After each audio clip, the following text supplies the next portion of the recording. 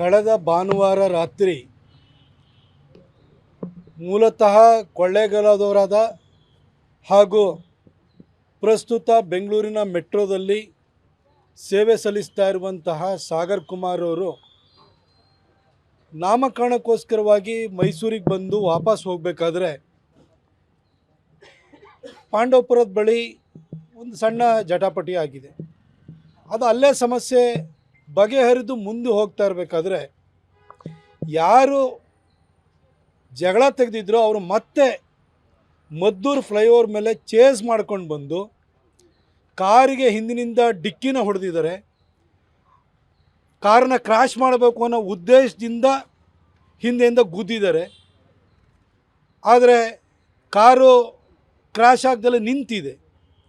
ನಿಂತ ಮೇಲೆ ಬಂದು ಕಾರ್ ಒಳಗಡೆ ಸಾಗರ್ ಕುಮಾರ್ ಅವರು, ಅವರ ಪತ್ನಿ, ಅವರ 10 ತಿಂಗಳ ಮಗು, ಇನ್ನೊಂದು ಮಗ, ಅವರ ತಾಯಿ, ಈ ರೀತಿ ಎಲ್ಲ ಮಹಿಳೆಯರು, ಮಕ್ಕಳು ಇರುವಂತಹ ವಾತಾವರಣ ಇದ್ರೂ ಕೂಡ ಹಿಂದೆ ಮುಂದೆ ನೋಡಿದಲ್ಲೇ ಭಾಳ ಪೈಶಾಚಿಕವಾಗಿ ಅವ್ರ ಮೇಲೆ ಆಕ್ರಮಣವನ್ನು ಮಾಡಿದ್ದಾರೆ. ಸಾಗರ್ ಕುಮಾರ್ ಅವ್ರ ಮೇಲೆ ರಾಡಿಂದ ಹೊಡೆದು ಅವ್ರ ತಲೆಗೆ 5-6 ಗಾಯಗಳಾಗಿದ್ದಾವೆ. ತಲೆ ಮೇಲ್ಗಡೆ ಸ್ಕ್ಯಾಲ್ಪ್ ಹತ್ರ ಓಪನ್ ಆಗಿದೆ. ಯಾರೋ ಕ್ಯಾಬ್ ಡ್ರೈವರು ಅದನ್ನೆಲ್ಲ ರೆಕಾರ್ಡ್ ಮಾಡಿಕೊಂಡು ಪೊಲೀಸರಿಗೆ ಕಂಪ್ಲೇಂಟ್ ಕೊಟ್ಟಿದ್ದಾರೆ. ಯಾರದೋ ಡ್ಯಾಶ್ ಕ್ಯಾಮ್ರಾದಲ್ಲಿ ರೆಕಾರ್ಡ್ ಆಗಿದ್ದು ಸಿಕ್ಕಿದೆ. ಆ ಒಂದು ಶಾಕಿಂಗ್ ಸಿಚುವೇಷನ್ನಲ್ಲಿ ಸಾಗರ್ ಕುಮಾರ್ ಅವರು ಒಂದಷ್ಟು ಹೇಳಿಕೆಯನ್ನು ಕೊಟ್ಟಿದ್ದಾರೆ. ಅವರು ಮೊದಲೇ ಶಾಕಲ್ಲಿದ್ದರು. ಅವರ ಪತ್ನಿ ಯಾರು ಆಕ್ರಮಣ ಮಾಡ್ತಾಯಿದ್ರು ಅವರ ಕಾಲುಗಳನ್ನು ಹಿಡಿದು ದಯವಿಟ್ಟು ಬಿಡಿ, ನನ್ನ ಗಂಡನ ಬಿಡಿ ಅಂತೇಳಿ ಹೇಳಿ ಬೇಡಿಕೊಂಡ್ರೂ ಕೂಡ ಪೈಶಾಚಿಕವಾಗಿ ಆಕ್ರಮಣವನ್ನು ಮುಂದುವರಿಸ್ತಾನೆ ಇದ್ದಾರೆ. ಹೀಗೆ ದಿಗ್ಭ್ರಮೆಗೊಳಗಾಗಿದ್ದಂಥವ್ರು ಕೊನೆಗೆ ಕಂಪ್ಲೇಂಟನ್ನು ಕೊಡಬೇಕಾದ್ರೆ ಒಂದಷ್ಟು ಮಾಹಿತಿಗಳನ್ನು ಕೊಟ್ಟಿದ್ದಾರೆ. ಆದರೆ ಸಾಗರ್ ಕುಮಾರ್ ಅವರಿಗೆ ಅವರ ತಲೆಗೆ ಆಗಿರುವಂಥ ಪೆಟ್ಟುಗಳನ್ನು ಆ ವಿಡಿಯೋಗನ್ನು ನೋಡಿದಾಗ, ಆ ಪೆಟ್ಟನ್ನು ಸ್ವತಃ ಕಣ್ಣಾರೆ ನೋಡಿದಾಗ ಪೊಲೀಸರಿಗೆ ಪರಿಸ್ಥಿತಿಯ ಗಂಭೀರತೆ ಅರ್ಥ ಆಗಬೇಕಿತ್ತು.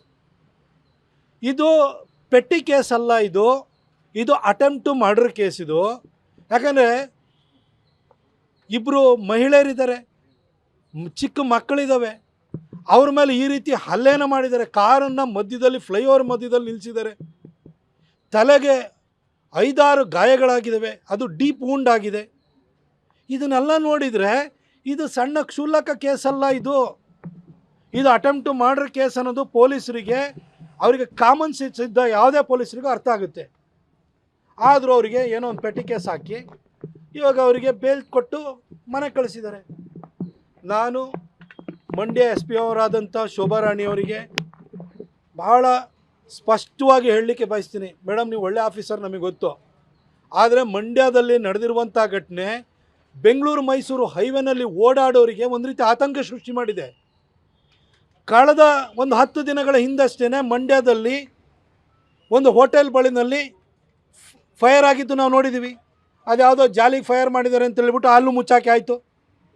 ಈಗ ಮದ್ದೂರಿನಲ್ಲಿ ಈ ಪ್ರಕರಣ ಸಂಭವಿಸಿದೆ. ಏನು ಮಾಡ್ತಿದ್ದೀರಿ ಮೇಡಮ್, ನೀವು ಕಣ್ಮುಚ್ಕೊಂಡಿದ್ದೀರಾ?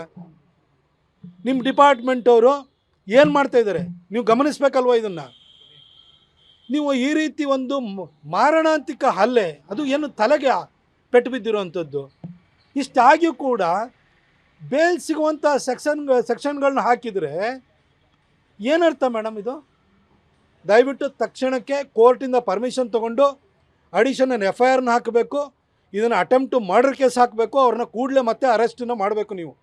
ಇಲ್ಲಾಂದರೆ ನಾವು ಸುಮ್ಮನೆ ಇದನ್ನು ಬಿಡಲ್ಲ. ನಾವು ಯಾರೇ ಆಗಲಿ, ಯಾರೇ ವ್ಯಕ್ತಿಗಳಾಗಲಿ ಪ್ರಯಾಣ ಮಾಡ್ತಿರ್ಬೇಕಾದ್ರೆ ಕಾರು ಎಲ್ಲ ಹೆಚ್ಚು ಕಡಿಮೆ ತಾಗುತ್ತೆ, ಸಣ್ಣ ಪುಟ್ಟ ಡಿಕ್ಕಿಗಳಾಗುತ್ತೆ, ಒಂದು ಎಲ್ಲೋ ರಬ್ ಮಾಡ್ಕೊಂಡು ಹೋಗ್ಬೋದು. ಆದರೆ ನಿಮಗೆ ಇನ್ಶೂರೆನ್ಸ್ ಕಂಪ್ನಿಗಳಿದಾವ್ರಿ, ಬಂಪರ್ ಟು ಬಂಪರ್ ಇನ್ಶೂರೆನ್ಸ್ ಕೊಟ್ಟಿರ್ತಾರೆ. ನಿಮ್ಮ ಕಾರಿಗೆ ಗುದ್ದು ಅಂತ ಹೇಳ್ಕೊಳ್ಳೆ ನೀವು ಹೊಡೆದು ಯಾರನ್ನೋ ಬೇಕಾದ್ರೆ ಸಾಯಿಸೋದಕ್ಕೆ ಪರ್ಮಿಷನ್ ಕೊಟ್ಟಿದ್ದೀರಾ? ಕಾನೂನಲ್ಲಿ ಇದಕ್ಕೆ ಅವಕಾಶ ಇದೆಯಾ? ನಾನು ಇಡೀ ಕರ್ನಾಟಕದ ಮಹಾಜನತೆಗೆ ಹೇಳಲಿಕ್ಕೆ ಬಯಸ್ತೀನಿ, ನಿಮ್ಮ ಕಾರಿಗೆ ನೀವೇ ಯಾರಿಗೂ ಗುದ್ಬೋದು, ನಿಮ್ಮ ಕಾರಿಗೆ ಯಾರಾದರೂ ಗುದ್ಬೋದು. ಆದರೆ ರೋಡ್ ರೇಜ್ ಅಂತ ಹೇಳ್ತೀವಲ್ಲ, ಇಲ್ಲಿ ಬೀದಿ ರಂಪ ಮಾಡಿ ಹೋಗಿ ಹೊಡೆಯೋದು, ನನ್ನ ಕಾರಿಗೆ ಬಂದು ಗುದ್ದೆ ಅಂತ ಹೊಡೆಯೋದಕ್ಕೆ ನೀವು ಯಾರ್ರೀ?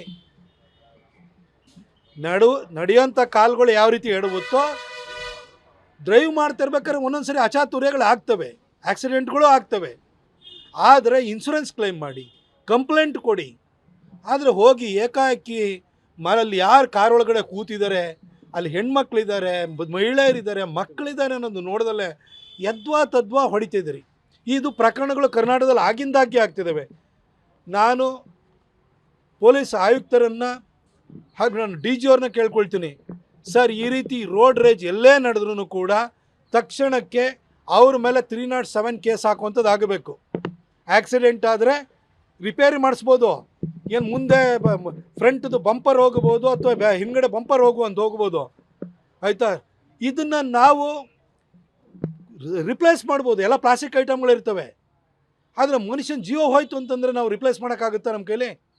ಹಾಗಾಗಿ ಇದನ್ನು ನೀವು ಗಂಭೀರವಾಗಿ ತೊಗೊಳ್ಬೇಕು. ನಾನು ವಿಶೇಷವಾಗಿ ಡಿ ಜಿ ಅವ್ರನ್ನ ಕೇಳ್ಕೊಳ್ತೀನಿ, ಸಲೀಂ ಸರ್ನ ಕೇಳ್ಕೊಳ್ತೀನಿ. ಯಾಕೆ ಗೊತ್ತಾ, ನಿಮ್ಮ ಮೇಲೆ ನನಗೆ ವಿಶ್ವಾಸ ಇದೆ, ಯಾಕಂದ್ರೆ ಮೈಸೂರು ಕಮಿಷನರ್ ಆಗಿದ್ದವರು.